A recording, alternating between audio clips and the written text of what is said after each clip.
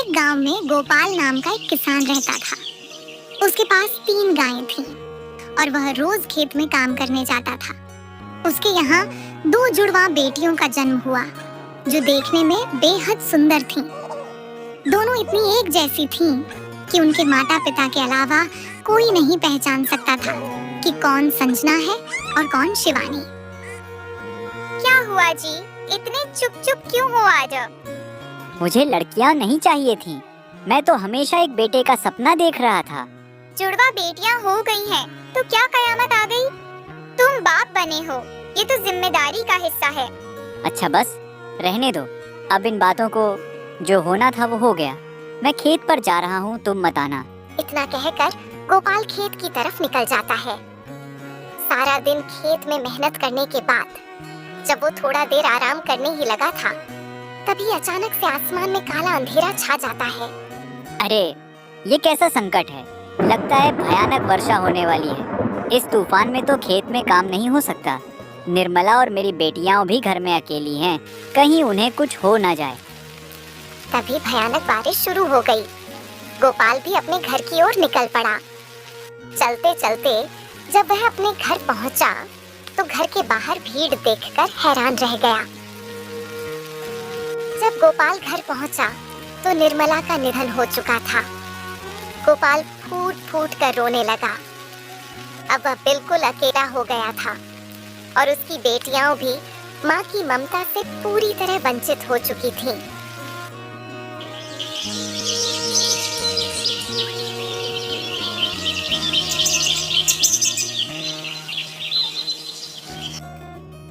गोपाल बहुत टूट गया, लेकिन अपनी बेटियों के लिए जीने लगा।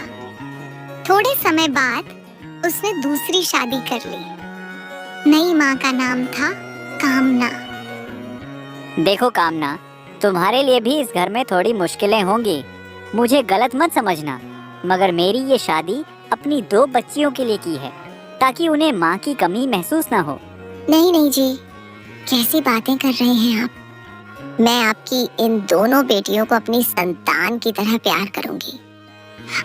मुझे तुमसे यही उम्मीद थी कामना। मैं बहुत धन्य हूँ कि तुम मेरी पत्नी बनी। लेकिन दिल से कामना उन्हें बिल्कुल भी पसंद नहीं करती थी। वह सिर्फ दिखावा करती थी। वह बच्चियों पर हर वक्त गुस्सा करती, जरा जरा सी बात पर सजा देती। हाय रे मेरी फूटी किस्मत, इन दोनों के ताता से मेरा सर फटने लगा है। इन्हें यहाँ से कहाँ फेंक कर आऊं मैं? बस बहुत हो गया। अब वो वक्त आ ही गया है जब मुझे इन दोनों से जान छुड़ानी होगी। इसके अलावा और कोई रास्ता नहीं है। आगे तो होगा, देखा जाएगा। कामना ने जब गोपाल के न होने का मौका देखा, तो वह दोनों बच्चियों को धीरे धीरे जंगल की ओर ले जाने लगी। वह डर और शक की हालत में धीरे धीरे कदम बढ़ा रही थी, जैसे किसी से छुपकर जा रही हो। जब वह जंगल की हरी भरी पगडंडियों पर पहुंची, तो उसने दोनों बच्चियों को अलग अलग दिशाओं में छोड़ने का फैसला किया।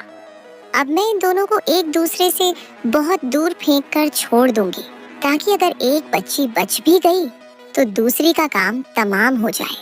कामना ने एक बच्ची को पूर्व दिशा में एक झाड़ी के पीछे छुपाया और दूसरी बच्ची को पश्चिम दिशा में ले जाकर झाड़ियों के बीच छोड़ दिया।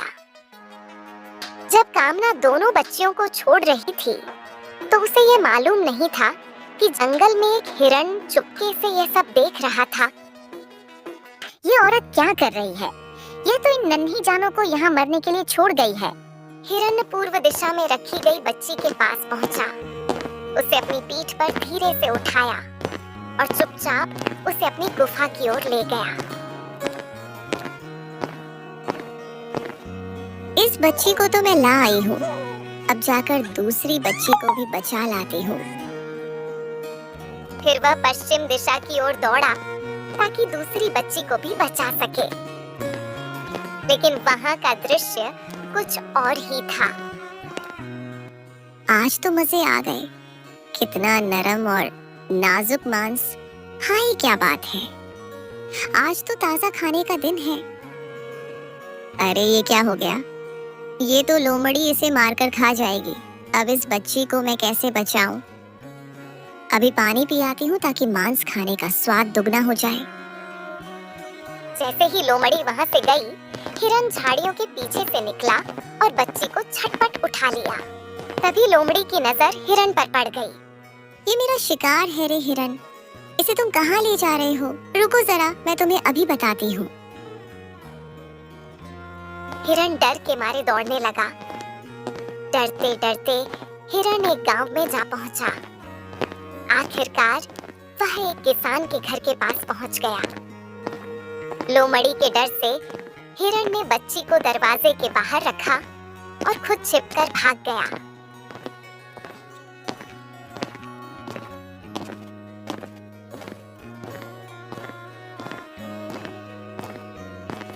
बच्ची रोने लगी। तभी किसान की पत्नी घर से बाहर आई। ये बच्ची यहाँ कौन छोड़ गया है?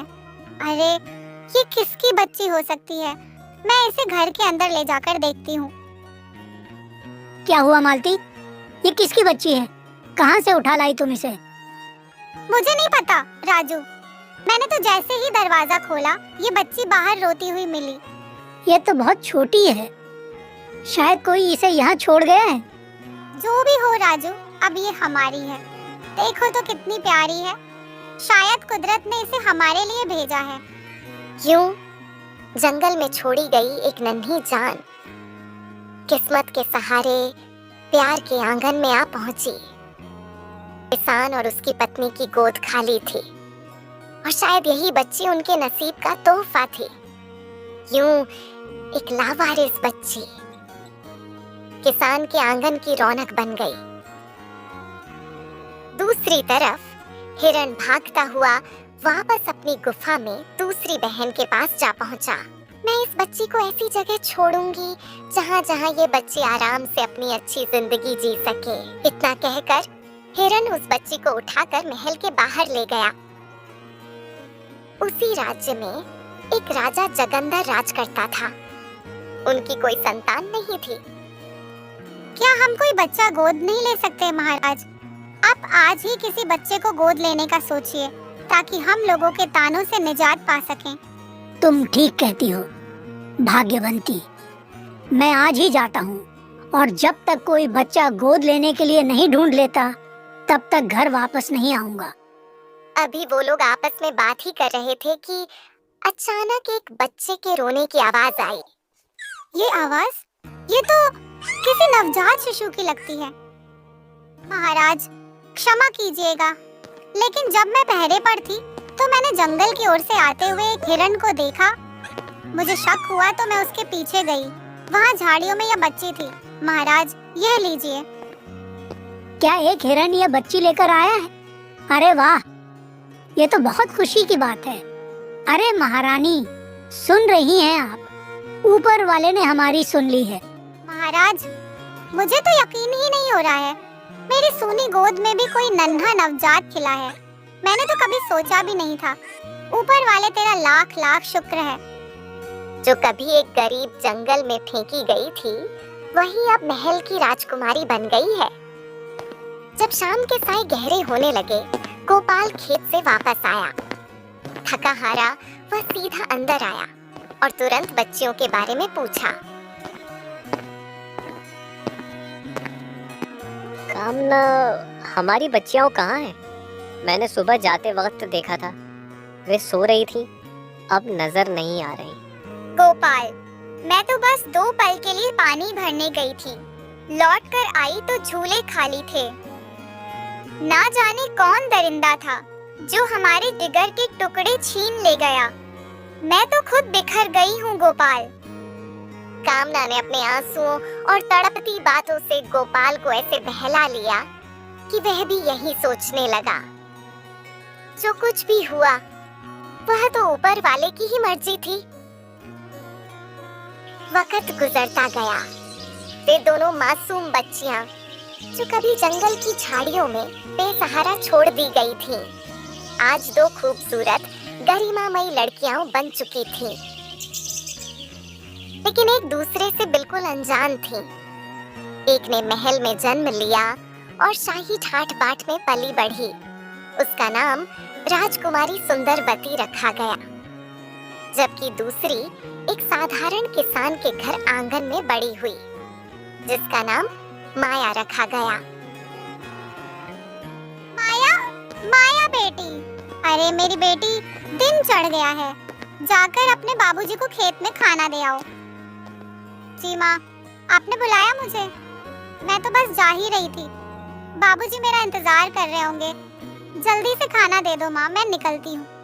जहाँ एक तरफ माया का स्वभाव बहुत ही अच्छा, नम्र और मिलनसार था, वहीं दूसरी तरफ सुंदरवती का स्वभाव घमंडी और कठोर था। दासी, ये फूल इतने मुरझाए हुए क्यों हैं? मैंने खास तौर पर कहा था कि मेरे बाग में सब कुछ एकदम परफेक्ट हो। राजकुमारी जी, बारिश ना होने के कारण कुछ पौधे कमजोर हो गए हैं। कामचोर, तुम बारिश का बहाना कर रही हो। अरे, हमारे महल में पानी की कमी है क्या, जो तुम बारिश की बात कर रही हो? मुझ में और मेरे महल में किसी चीज की कोई कमी नहीं है। क्या सच में कोई मुझ जैसा खूबसूरत भी हो सकता है?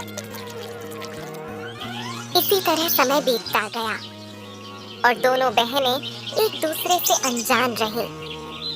राज्य में सालाना मेले का आयोजन हुआ। बाबूजी, ये क्या बात हुई? आपको पता है ना कि गांव में मेला लगा है और आपने मुझे बताया ही नहीं। मुझे मेले में जाना है बाबूजी। अरे मेरी प्यारी बिटिया, मेरी बिटिया को मेले में जाना है? हाँ हाँ, तो ठीक है, मैं कल अपनी बेटी को मेले में जरूर ले जाऊंगा। घमंडी राजकुमारी, जिसे खुद पर बहुत घमंड था, आज वह अपने राज्य में घूमने निकली। जब वह मेले के पास से गुजर रही थी, तभी राजकुमारी ने सुना कि दो औरतें आपस में बात कर रही थीं। अरे माँ जी, आपको पता है, मैंने आज मेले में एक लड़की देखी जो बिल्कुल राजकुमारी जैसी थी। वही आंखें, वही नाक।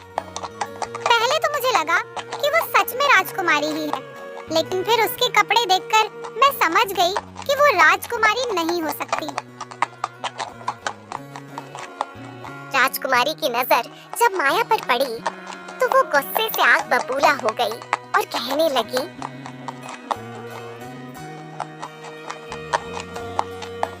ये लड़की कौन है? इतनी हिम्मत कि मेरे जैसी दिखे? क्या ये कोई मजाक है? गांव वालों, जरा सुनो मेरी बात। तुम सब इस लड़की को मेरे जैसा कहते हो? तुम सब इसे मुझ जैसा समझते हो? मैं अब भी साबित कर दूंगी कि ये कभी भी मेरी जैसी नहीं हो सकती। राजकुमारी, आप मुझसे कह रही हैं? मैं तो बस एक किसान की बेटी हूँ। अच्छा, तो तुम एक किसान की बेटी हो? तो सुनो, किसान की बेटी मैं अभी साबित कर देती हूँ। सिर्फ शक्ल मिल जाने से कोई मेरे जैसा नहीं बन सकता। सिपाही, तुरंत महल से 3 सिक्के लेकर आओ, एक सोने का, एक चांदी का और एक हीरे जरा सिक्का।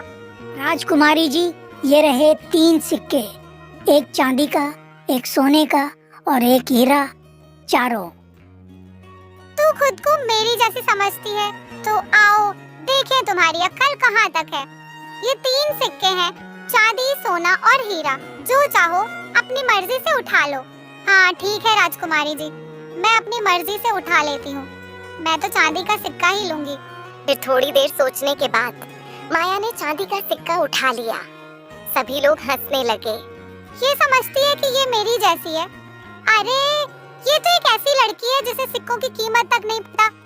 तुम्हारा ख्वाब भी है कि तुम मेरे जैसी हो? देख लिया आप सब लोगों ने।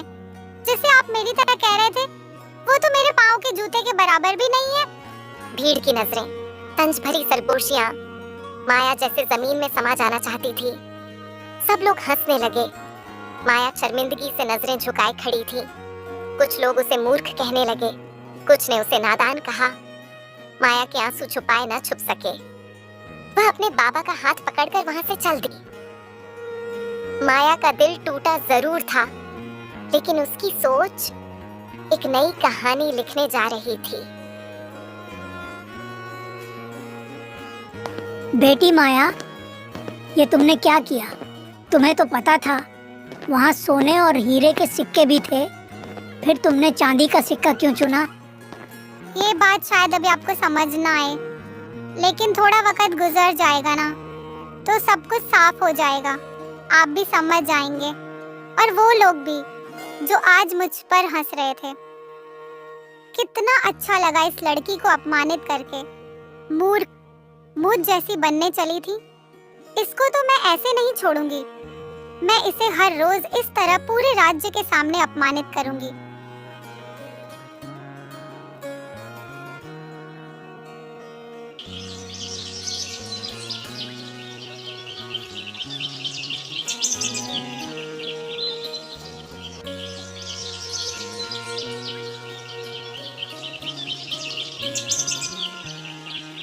अगले दिन दो सैनिक माया के घर आते हैं और आकर आवाज लगाते हैं, अरे घर में कोई है? माया, बाहर आओ, तुम्हें राजकुमारी जी ने महल में बुलाया है। हाँ हाँ, मैं तो तैयार बैठी हूँ। मुझे पता था राजकुमारी जी मुझसे फिर मिलना चाहेंगी। जी राजकुमारी जी, आपने मुझे बुलाया है? हाँ, मैंने ही तुम्हें बुलाया है। किसान की बेटी, तुम सब मुझे उसके जैसी कहते हो ना, तो मुझे बहुत गुस्सा आता है। मैं तुम्हें ये साफ बताना चाहती हूँ कि तुम मेरी जैसी नहीं हो। आज मैं तुम्हें फिर एक मौका देती हूँ। इन तीनों सिक्कों में से एक सिक्का उठाओ, अपनी औकात के मुताबिक सोचकर, और फिर धीरे से हाथ बढ़ाकर चांदी का सिक्का उठाती है। माया के चेहरे पर खामोशी थी, लेकिन आंखों में कुछ और था। ऐसा जैसे वह सब कुछ समझ रही हो, मगर समय आने का इंतजार कर रही हो। माया ने कुछ नहीं कहा, बस सिक्का हाथ में लिया, नजरें झुकाईं और अपने बाबा की ओर मुड़ गईं, और दोनों चुपचाप दरबार से बाहर चले गए। माया को हर रोज दरबार में बुलाकर उसका मजाक उड़ाने में राजकुमारी को एक अजीब सी खुशी महसूस होने लगी थी, जैसे वह हर दिन अपनी जीत का जश्न मनाती हो। यही सोचकर वह हर रोज माया को महल बुलाती, 3 सिक्के रखवाती, और माया हमेशा चांदी का सिक्का चुन लेती। अरे ये तो कितनी बड़ी मूर्ख है। देखो देखो जरा, हंसी आ रही है इसे देखकर। रोज आकर चांदी का सिक्का उठा लेती है, सोना और हीरा छोड़कर। क्या यही समझदारी है? नहीं नहीं, ये तो मूर्खता की हद है।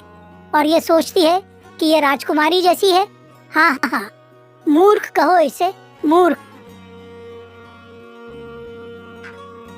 और फिर एक दिन माया ने सोने का सिक्का उठा लिया। काफी दिनों तक माया हर रोज दरबार में बुलाई जाती रही। वह रोज सोने का सिक्का चुनती और राजकुमारी सुंदरवती रोज उसका मजाक उड़ाती। दरबारी हंसते, सेविकाएं कानाफूसी करती, और माया चुपचाप सिक्का उठाकर वापस चली जाती। लेकिन कुछ समय बीत जाने के बाद एक दिन ऐसा आया जब माया ने वह कीमती हीरा उठा लिया। हाँ, लगता है इस मूर्ख लड़की को थोड़ी थोड़ी अकल आ ही गई। राजकुमारी जी, गुस्ताखी माफ। राजकुमारी जी, आपने इतने दिनों तक मेरा मजाक बनाया, मुझे मूर्ख कहा, लेकिन आज मैं आपको सच्चाई बताने आई हूँ। आप जानना चाहती थी कि मैंने पहले दिन से सोने या हीरे का सिक्का क्यों नहीं चुना, तो सुन लीजिए। अगर मैं पहले दिन ही हीरा चुन लेती तो आज मेरे पास इतने चांदी के सिक्के नहीं होते और न ही इतना सोना होता। मैंने पहले चांदी इकट्ठा की, यह सोचकर कि जब वह एक हीरे के बराबर हो जाए तब सोना लूं। फिर सोना इकट्ठा किया, यहाँ तक कि वह भी हीरे के बराबर हो जाए। और आज जब मेरा खजाना पूरा हो चुका तब मैंने हीरे को चुना। आपकी समझदारी का मुकाबला तो कोई कर ही नहीं सकता। राजकुमारी गदगी, क्योंकि आपको तो यह भी समझ नहीं आया कि मैं आपके ही हाथों से आपका खजाना ले गई। लेकिन मुझे लगता है कि आज के बाद आप मुझे दरबार में नहीं बुलाएंगी। अरे मूर्ख कन्या, तू मुझे मूर्ख कहने का साहस कर रही है? सुनो प्रजाजनों, इस साधारण लड़की ने एक राजकुमारी का अपमान किया है। मुझे राज सिंहासन पर बैठी सुंदरवती को मूर्ख बना दिया। यह मेरी तौहीन है, मेरे मान सम्मान का अपमान है, और इस अपराध की सजा इसे अवश्य मिलेगी। लेकिन राजकुमारी जी, मैंने तो आपके साथ कोई गद्दारी नहीं की। बताइए, मुझे किस बात की सजा दी जा रही है? किस जुर्म में मेरी गर्दन मांगी जा रही है? क्या सिर्फ इसीलिए कि मैंने सच बोलने की हिम्मत की? राजकुमारी जी, ये निर्दोष है। राजकुमारी जी, मैं हाथ जोड़कर कहता हूँ, ये लड़की बेकसूर है। इसके चेहरे की मासूमियत देखिए, इसके आंसू झूठ नहीं बोल सकते। मगर राजकुमारी ने किसी की एक ना सुनी। न हाथ जोड़ने वालों की गुहार, न भीड़ की सरसराहट, न आंसुओं की पुकार। उसकी आंखों में बस था घमंड, क्रोध और आदेश का अंधा जुनून। सुनो सिपाहियों, इस धृष्ट लड़की को फौरन पकड़ो और उसे किले के पीछे उस ऊंचे फांसी के मचान तक ले जाओ, वहीं जहां गद्दारों को उनके अंजाम तक पहुंचाया जाता है। आज ही सूर्य अस्त से पहले इसका घमंड टूटना चाहिए। राजकुमारी ने अभी इतना ही कहा था कि अचानक एक हिरण दौड़ता हुआ महल के बगीचे में बने हुए आंगन में आ पहुंचा। सभी दंग रह गए। राजकुमारी की आंखें फटी की फटी रह गईं। राजकुमारी जी, मैं वही हिरण हूँ जिसने बचपन में आप दोनों बहनों की जान बचाई थी। हाँ, आपको याद नहीं होगा, लेकिन उस दिन आप दोनों को एक निर्दयी औरत जंगल में छोड़कर चली गई थी। आप बेसहारा थीं, रोती हुईं, भूखी, डरी हुईं, और आज जिसे आप फांसी देने जा रही हैं, जिसे आप नीच, मूर्ख और मामूली समझती हैं, वो आपकी अपनी बहन है। हाँ राजकुमारी जी, माया आपकी सगी बहन है, और जो घमंड है आपको कि आप एक रानी की बेटी हैं, राजकुमारी हैं। हकीकत ये है कि आप एक जंगल में लावारिस पड़ी बच्ची थीं, जिसे मैंने, एक हिरण ने अपनी जान पर खेलकर बचाया।